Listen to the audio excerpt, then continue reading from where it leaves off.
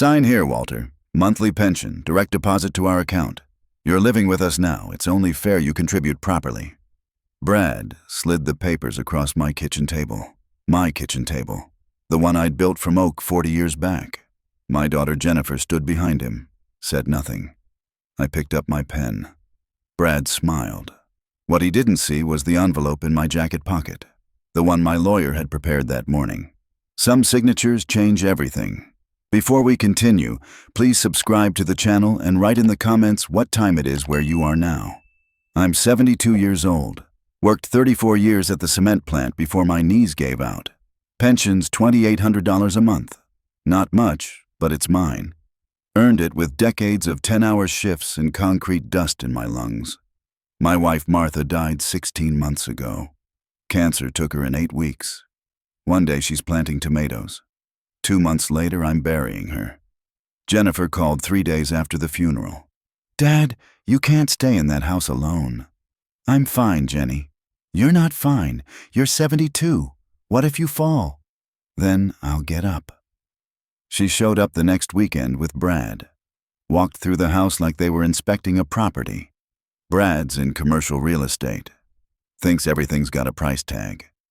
"The place needs work," Brad said, running his finger along the windowsill. "Probably $30,000 to make it marketable. I'm not selling." "Dad?" Jennifer used her patient voice, the one that made me feel like I was the problem. "We're just worried about you." They left after an hour. Didn't drink the coffee I'd made. Said they had another appointment. The calls kept coming. Every few days. Always the same theme. I shouldn't be alone. The house was too much. Had I thought about assisted living? I'm 72, not 92. Mom wouldn't want you suffering. That one landed. Because Martha had worried. Made me promise I'd ask for help if I needed it. But I didn't need help. I needed my daughter to stop treating me like I was already in the ground next to her mother. Then came the invitation. Sunday dinner. Jennifer's place. I should have known. I pulled up to their house at 6. The big colonial they'd bought 5 years ago. I'd given them $40,000 for the down payment. Wedding gift, Jennifer had called it. Never paid back. Never expected to be. Brad opened the door. "Walter, come in." Not, "Hey, Walt," like he used to. Formal. Like I was a client. Jennifer was in the kitchen. "Hi, Dad." She kissed my cheek. Felt obligatory. Dinner was pot roast. Overcooked. We ate in near silence. Brad asked about my week. I told him I'd replaced the furnace filter. He nodded like I'd said something profound. After dinner, Brad cleared his throat. "Walter, we wanted to talk to you about something." "Here it comes." Jennifer set down her wine glass. "Dad, we think it's time you moved in with us." "I'm fine where I am." "You're alone in a 3-bedroom house. What if something happens?" "I have a phone. Neighbors check on me." "That's not enough." Brad leaned forward. "We have the space. Guest room's just sitting empty. You'd have your own bathroom. We'd all feel better knowing you're taken care of." Taken care of? Like I was a dog they were considering adopting. "I appreciate the offer." "It's not really an offer, Dad." Jennifer's voice got tighter. "We're worried sick. Every time the phone rings, I think it's going to be a hospital." "Then stop worrying." "We can't." Brad again. "Look, we've thought this through. You sell the house, move in here. The equity from the sale covers any medical expenses down the road. Your pension covers your living expenses with us." "My pension?" "Well, yeah. You'd be living here, eating our food, utilities, insurance, everything. It's only fair you contribute." There it was. The real reason. I set down my fork. "How much were you thinking?" Brad and Jennifer exchanged a look. "The full amount," Brad said. $2,800 a month. That's fair market value for room and board, plus the extra costs of having someone live here. $2,800. My entire pension." "You won't have any other expenses," Jennifer said quickly. "We'll cover everything. Clothes, toiletries, whatever you need. You'll be taken care of." Taken care of. That phrase again. Like I was a child. Or a pet. "And if I say no?" Silence. Heavy silence. Brad cleared his throat. Then we'd have to reconsider how much support we can provide going forward.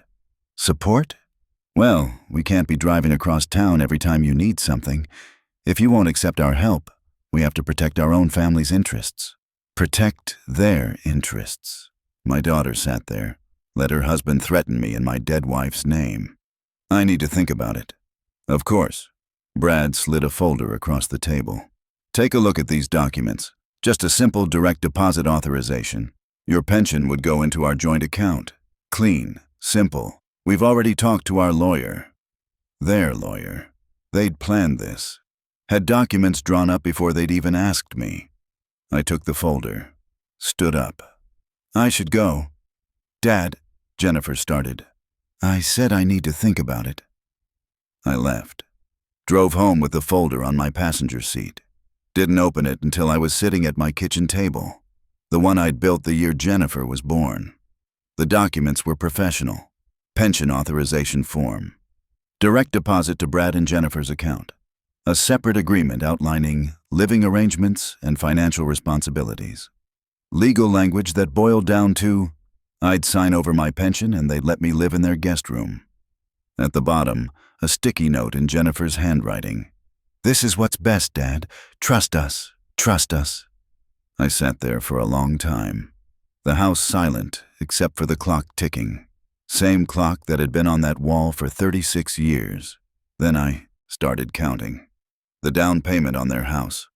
$40,000. Transferred from my savings account in October 2018. I'd told Martha it was too much. She'd said Jennifer was our only child. We could afford to help. The wedding. $32,000. Brad had wanted the country club. Open bar. Sit-down dinner for 200 guests. I'd taken out a loan against the house. Paid it off over 3 years. Jennifer's car. $18,000. Her old one had died. She was between jobs. Just temporary, she'd said. Paid me back $2,000 before she stopped mentioning it. Brad's business opportunity. $25,000. Some commercial property deal that was guaranteed to triple in value. Never heard another word about it. Never saw a cent back. Emergency money over the years. The furnace that died. The hospital bill when Brad had his appendix out. The time they couldn't make payroll for Jennifer's boutique before they closed it. 15,000? 20? I'd stopped keeping exact track. Monthly help. 200 here, 500 there. Just until we catch up, Dad. Every few months. Never paid back. Birthday money for the grandkids. $50 each, twice a year. That's $600 annually. For 8 years. Another $5,000. Christmas gifts. Vacations I'd paid for so we could all be together. The time I'd covered 3 months of their mortgage when Brad was between deals. I pulled out my banking records. Spreadsheets I kept because Martha always said to track expenses. Started adding it up. $168,000. $168,000 in 13 years, since Jennifer had married Brad, not counting the weekly dinners I'd paid for, the groceries I'd bought when I visited, the gas money, the little things that add up over years until they're not little anymore. I'd given them enough money to buy a house outright, and now they wanted my pension, every month, for as long as I lived. No. The word came clear, simple. No. I looked at the papers Brad had given me. The signature lines waiting for my name. Then I picked up the phone, called my lawyer, Edward Mitchell. Good man, handled Martha's estate, knew my situation. Ed, it's Walter Sullivan. I need to see you first thing Monday morning. And I need you to prepare some documents. Monday morning, Edward's office. I laid out everything, showed him the papers Brad wanted me to sign, told him about the dinner, the demands. Edward took off his glasses, cleaned them slowly. Walter, this is financial elder abuse. You understand that? I understand my daughter wants my money. They want you to sign over your entire income stream. You'd be completely dependent on them for everything. That's textbook exploitation. Can they force me? No. You're mentally competent. The pension is yours. But, he paused. If you refuse, they may retaliate, cut off contact, claim you're not capable of living alone. Let them try. Edward nodded. Then here's what. we're going to do. He laid it out. Clean, simple, legal. First, a comprehensive cognitive evaluation. Neurologist, full workup. Documented proof I was of sound mind. No one could claim otherwise. Second, power of attorney to Edward, not Jennifer. Medical and financial. If something happened to me, my affairs went through my lawyer, not my daughter. Third, a new will. Specific. Detailed. With conditions. Fourth, a revocable living trust. My house, my savings, my pension, all protected. This will prevent them from claiming you're incompetent, Edward said. And the trust protects your assets if they try to pursue guardianship. How long will it take? The evaluation, we can schedule for tomorrow if Dr. Herman has an opening. The documents, I can have ready by end of week. Do it. Walter, Edward looked at me over his glasses. Once you do this, there's no going back. Your relationship with Jennifer is already gone. My daughter died the day she sat there and let her husband threaten me over pot roast. Tuesday, I spent 4 hours with Dr. Herman. Cognitive tests, memory assessments, problem-solving exercises, mental status evaluation. He handed me the results Friday. Mr. Sullivan, your cognitive function is in the 92nd percentile for your age group.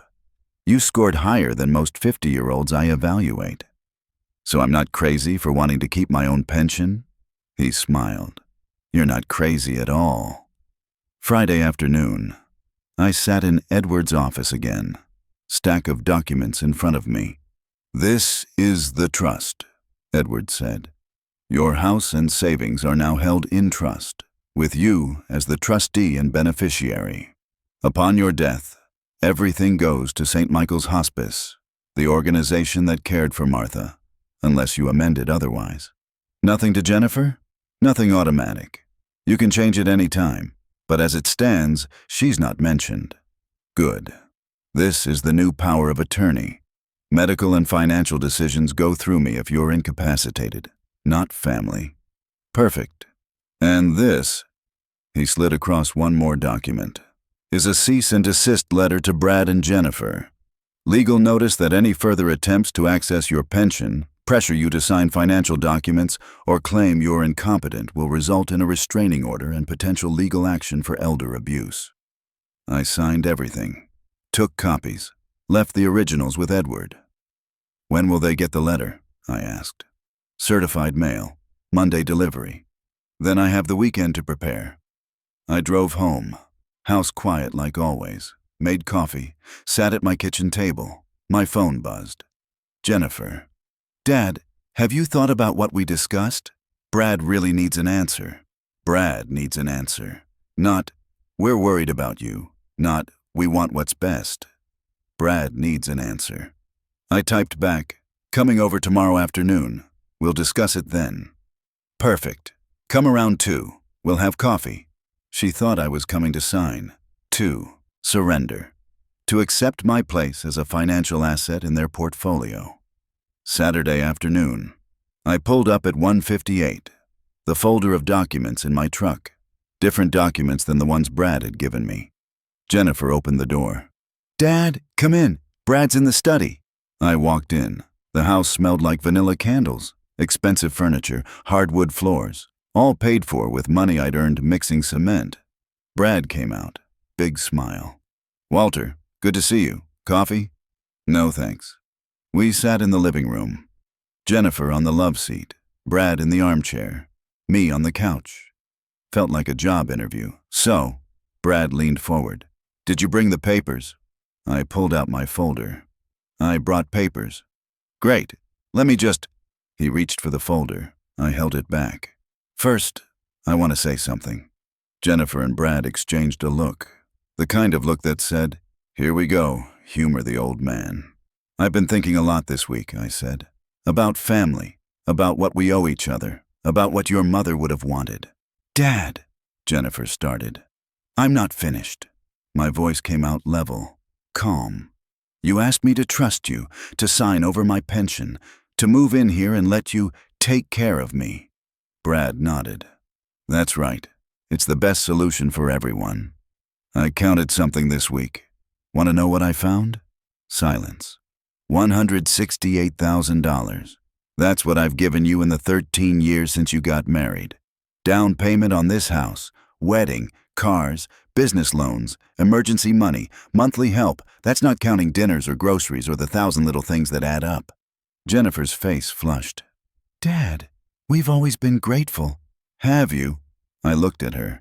My daughter, Martha's girl. You visited your mother twice in her last 2 months. You were too busy. You had work. The kids had activities. Brad had deals. She died holding my hand, alone except for me. You showed up 2 hours after she was gone. That's not fair. You didn't come to the funeral. Silence. Heavy silence. You did, Brad said. We were there. You came to the service. Stood in back. Left before the burial. Didn't come to the reception. Said you had somewhere else to be. The words came out quiet. Hard. I buried my wife of 46 years, and my daughter had somewhere else to be. Jennifer's eyes filled with tears. We had to pick up the kids. You had to pick up the kids from a birthday party, your mother's burial, versus a birthday party, and the party won. Dad, please. I opened my folder, pulled out the first document, set it on the coffee table. This is a cognitive evaluation, completed Tuesday by Dr. Herman. Shows I'm of sound mind, completely competent. No signs of dementia, confusion, or impaired judgment. Brad's smile faded. I pulled out the second document. This is a new power of attorney. Medical and financial decisions now go through my lawyer, Edward Mitchell, not family. What? Jennifer leaned forward. Dad, we should be... This is a revocable living trust. My house and savings are now protected, can't be accessed by anyone but me. You can't... I pulled out the fourth document, set it down carefully. And this is a cease and desist letter. Legal notice that any further attempts to access my pension, pressure me to sign financial documents, or claim I'm incompetent will result in legal action for financial elder abuse. The room went silent. The vanilla candles kept burning. The clock on their mantel kept ticking. Brad's face went red. You're seriously doing this because we asked you to contribute? You didn't ask me to contribute. You demanded I sign over my entire pension and threatened to cut me off if I refused. We're trying to help you. Help me, or help yourselves to $2,800 a month. That's not... Jennifer's voice cracked. Dad, we're worried about you. You're alone. You're old. I'm 72. Your mother died at 68. I've got time, and I've got my pension, which is mine. Brad stood up. This is insane. Walter, you're making a huge mistake. We're your family. No. I stood too. You're my daughter's husband. The man who just tried to steal my pension. Family doesn't do that.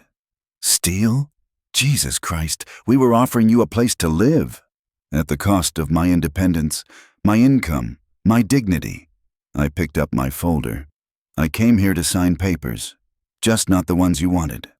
Dad, please. Jennifer was crying now. Don't do this. We can work something out. We can... You had 13 years to work something out. You took $168,000 and never said thank you, never paid back $1. Now you want more, and I'm done. I walked toward the door. If you leave, Brad said, his voice tight. Don't expect us to help when you fall and break your hip, when you have a stroke and need someone to visit you in the hospital. You're making your choice. I turned back. I already made my choice. When I worked 34 years in concrete dust to provide for my family. When I paid for your wedding, your house, your cars, your emergencies. I made my choice. Now you're making yours. You're a selfish old man, Brad said. Then I learned from the best. I left, got in my truck, drove away. My hands were shaking, but I didn't feel scared. I felt light, like I'd been carrying something heavy and finally set it down. The certified letter arrived at their house Monday. I didn't call, didn't text.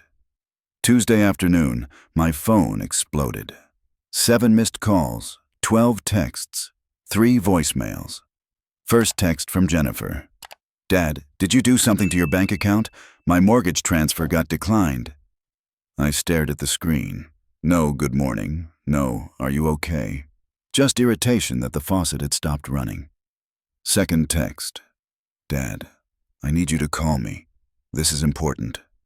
Third text.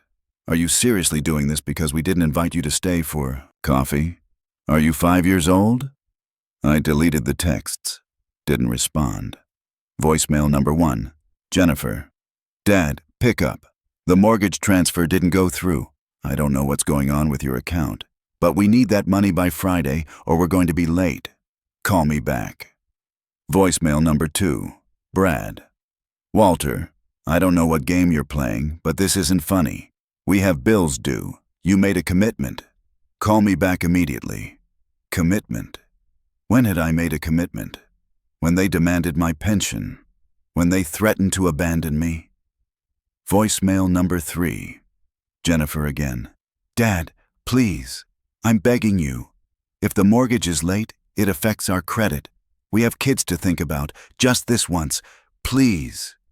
Just this once. Like the last 300 times hadn't happened. I saved the voicemails. Edward had told me to document everything. Wednesday, they showed up at my house. I saw them through the window. Jennifer's Mercedes in my driveway. Both of them getting out. Brad in his business suit. Jennifer in workout clothes. I didn't open the door.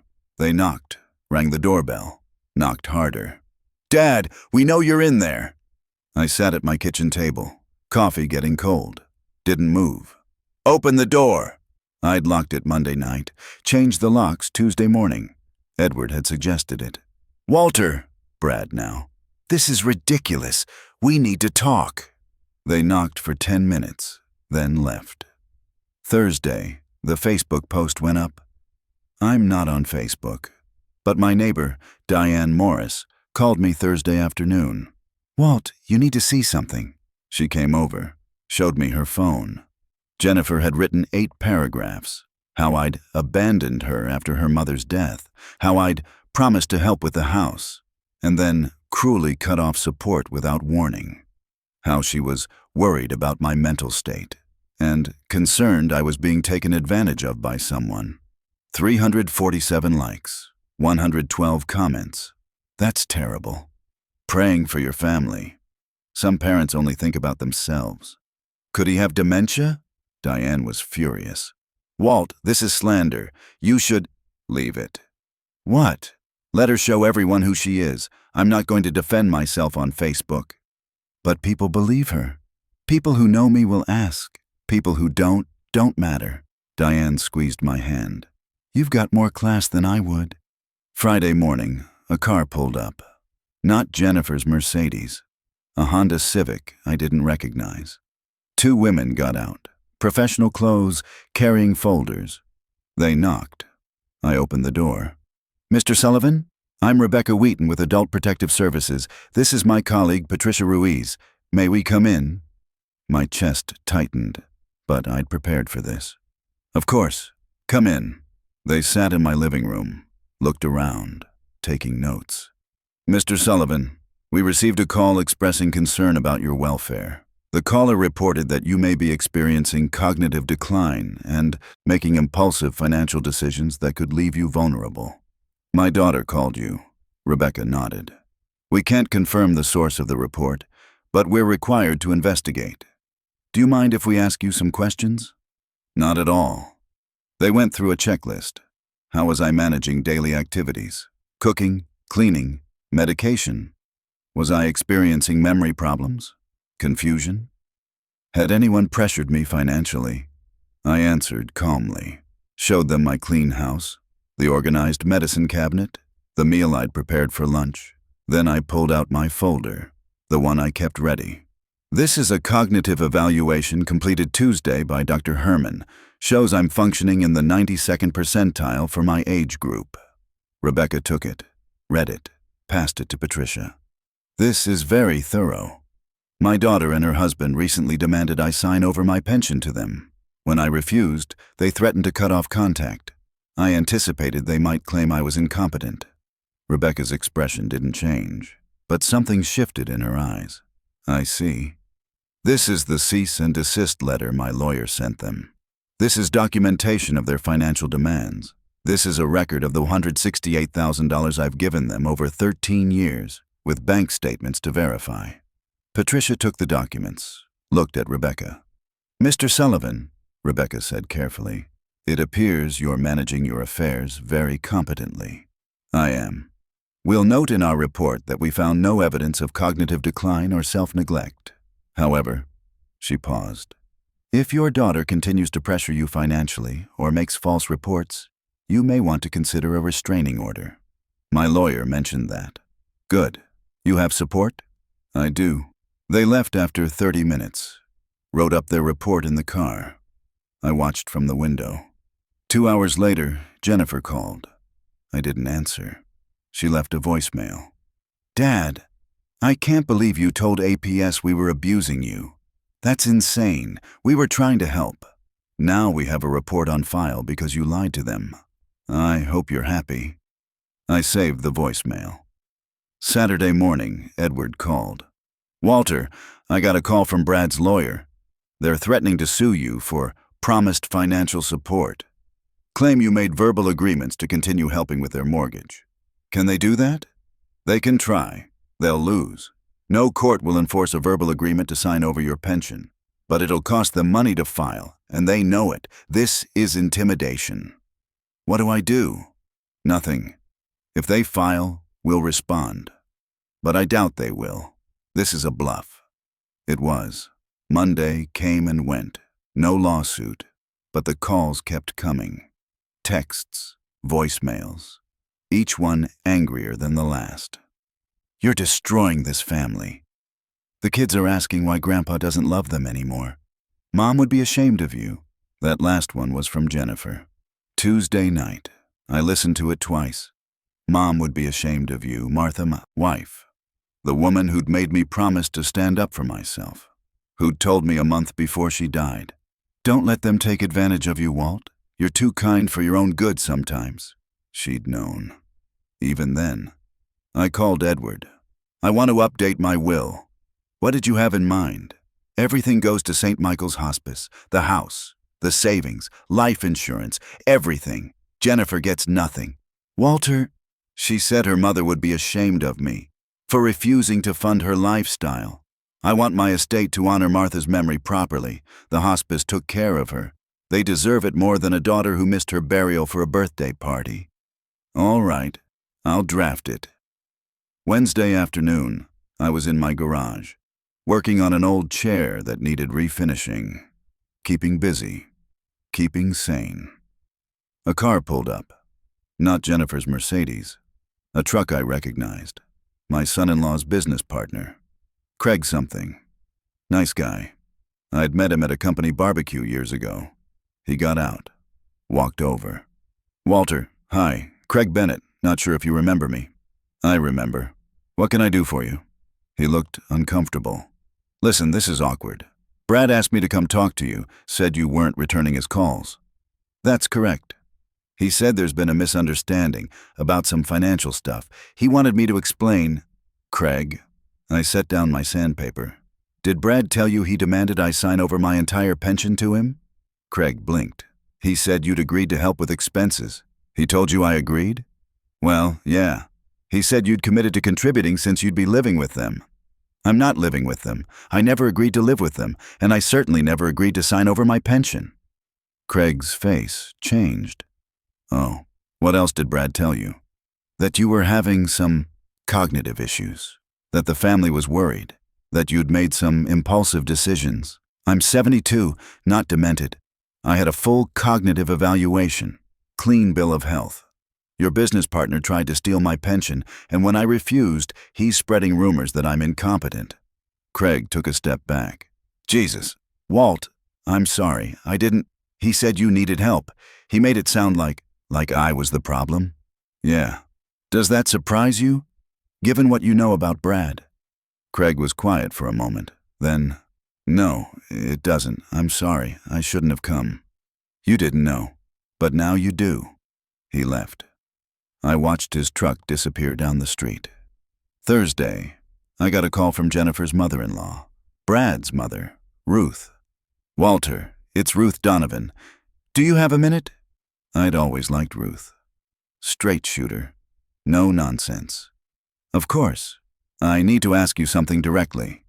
Did you really try to move in with Brad and Jennifer and then refuse to help with expenses?" "No." "That's what I thought. What actually happened?" I told her. Everything, the dinner, the demands, the documents. The $168,000 over 13 years. Ruth was silent for a long time. Then, "That son of a bitch? I'm sorry? My son. I raised him better than this. Or I thought I did." She sighed. "Walter, I'm sorry. I didn't know. Brad told us you were being difficult, that you'd made promises and backed out. I should have called you sooner. It's not your fault." "It is. I know my son. He's always been about money, always looking for the angle. I told him when he married Jennifer that your family wasn't his retirement plan. Guess he didn't listen. Jennifer's not blameless. No, she's not. But she's following his lead. She always has." Ruth paused. "For what it's worth, you're doing the right thing. Don't give them a dime. They need to learn." "Thank you. And Walter, if you need anything, real help, not money, you call me, okay?" "Okay." That phone call meant more than Ruth probably knew. Friday evening, 3 weeks after the dinner, my doorbell rang. I looked through the window. Jennifer, alone. No Brad. No car I could see.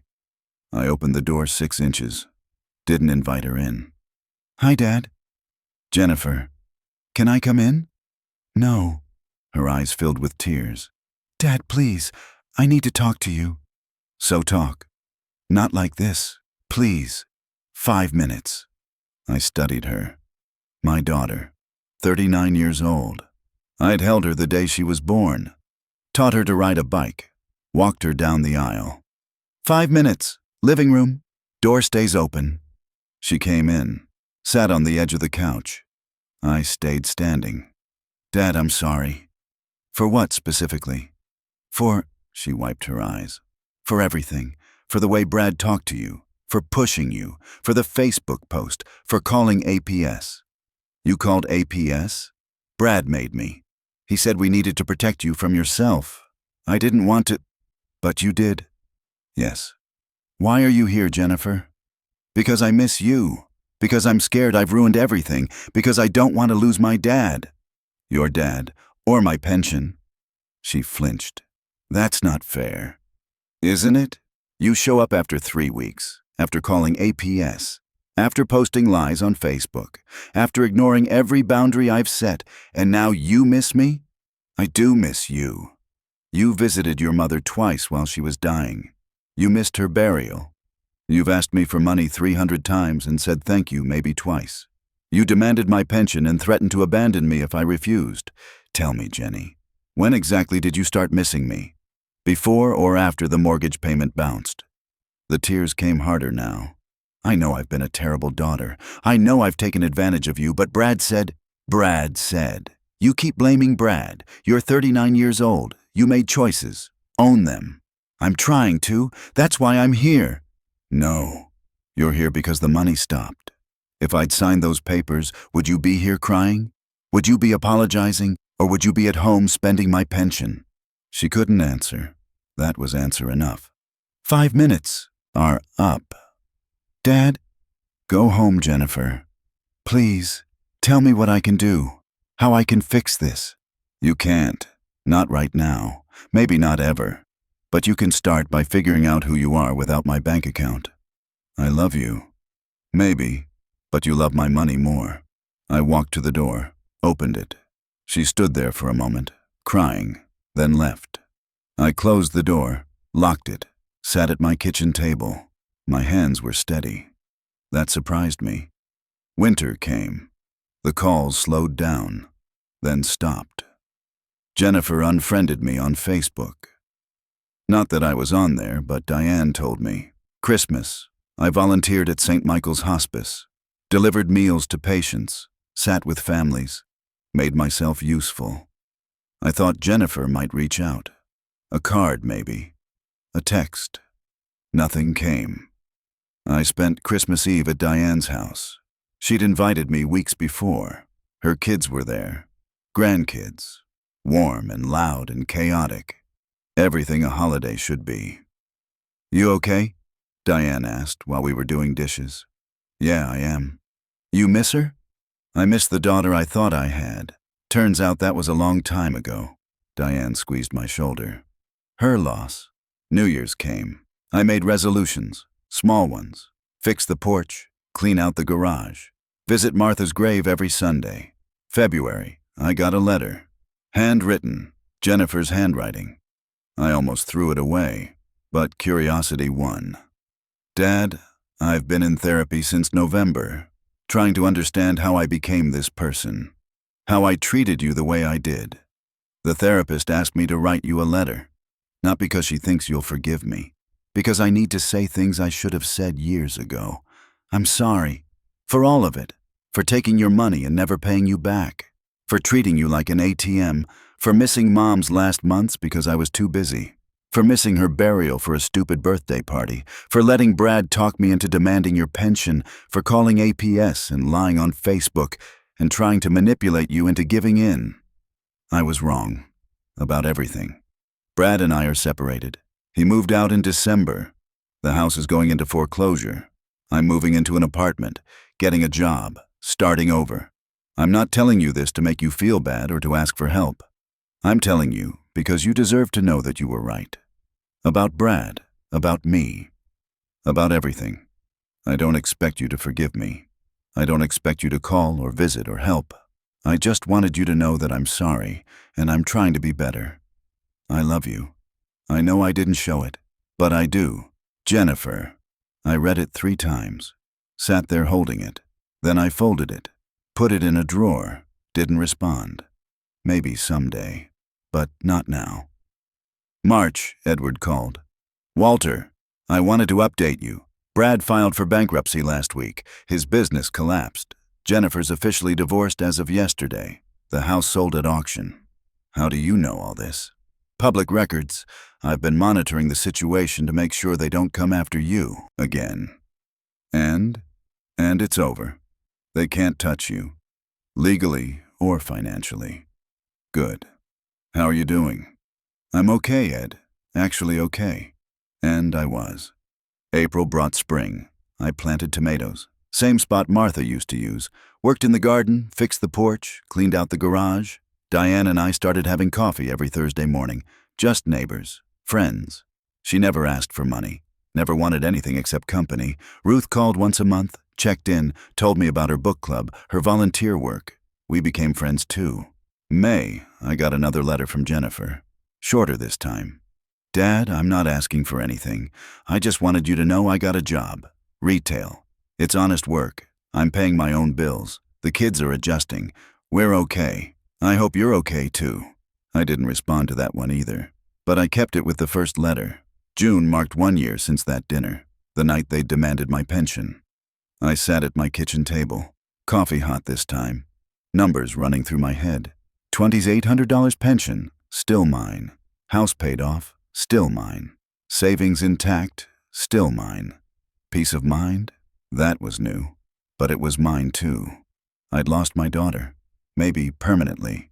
That hurt, would always hurt, but I'd kept my dignity, my independence, my right to say no. Martha's picture sat on the table, the one from our 40th anniversary. She was smiling, that real smile, the one she saved for moments when she was genuinely happy. "I stood up for myself," I told her picture. "Like you asked me to." The picture didn't answer, but I swear that smile looked proud. My phone buzzed. Text from Diane. "Coffee tomorrow, my treat." I texted back. "Sounds good. See you at 9. Simple, easy, no strings attached." I got up, rinsed my cup, looked out the window at the garden. Tomatoes were coming in strong this year. The house was quiet, but it wasn't lonely. Not anymore. I'd spent 72 years learning that love and money aren't the same thing. That family doesn't get a free pass on respect. That sometimes the hardest thing you can do is say no to people you die for. But I'd learned it, finally. And I was still here, still standing, still whole. That was enough. If you like this story, please like it, subscribe to the channel, and share your impressions in the comments. To listen to more stories, click on the window on the right. Thank you for being with us.